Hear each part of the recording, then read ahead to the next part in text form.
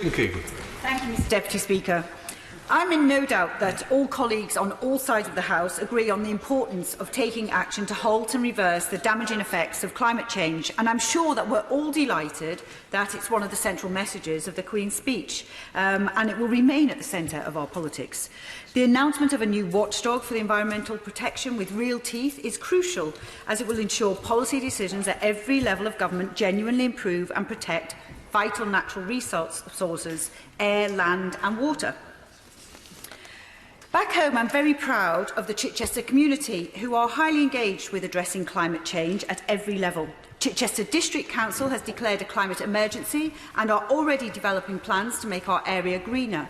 Just recently, they received a grant to install new electric charging points throughout my constituency, and I thank the Secretary of State for that. And I know they will appreciate the measures in this bill to improve air quality, which is critical to my constituents in Chichester and around Midhurst.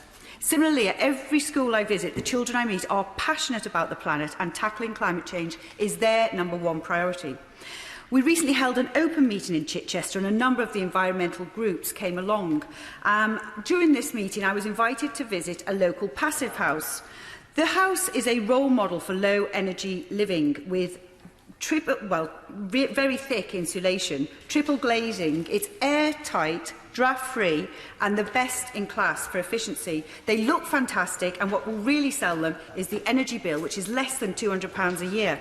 There are now over 65,000 houses built to this new standard worldwide, and we need many more here in the UK, and I fully support such an energy-efficient approach when we look to addressing our future housing needs.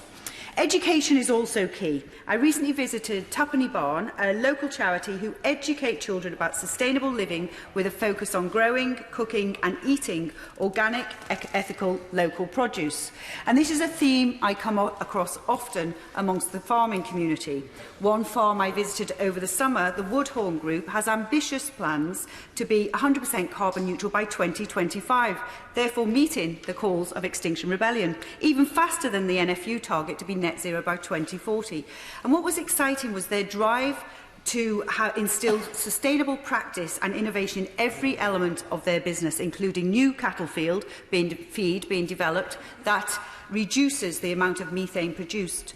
There is much innovation in every sector, and I hope a significant element of the government's investment in R&D as we head towards 2.4% of GDP by 2027 is on sustainably focused projects. I'm proud of the UK's record as a leader in climate change, and times have changed. I come from a coal mining family. My grandfather was a coal miner, and I can well remember I went down the mine with him as a young girl and being absolutely appalled at the dirty and challenging environment in which he and his colleagues worked on a daily basis. And I'm encouraged that by 2025 we'll have no coal-powered electricity in this country whatsoever. We'll have transformed our energy economy in less than 1 year. So I fear that some here are trying to make this a bit of a left-right issue, and it's very important that we don't do that. As politicians, we have a duty to be honest and to set realistic goals that we can deliver.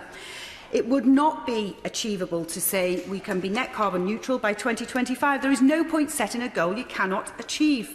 We would only lose support of the public, and we will score a spectacular own goal.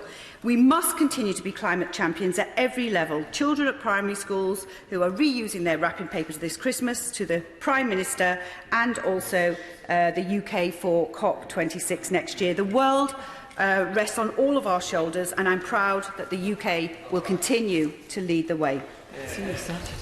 Current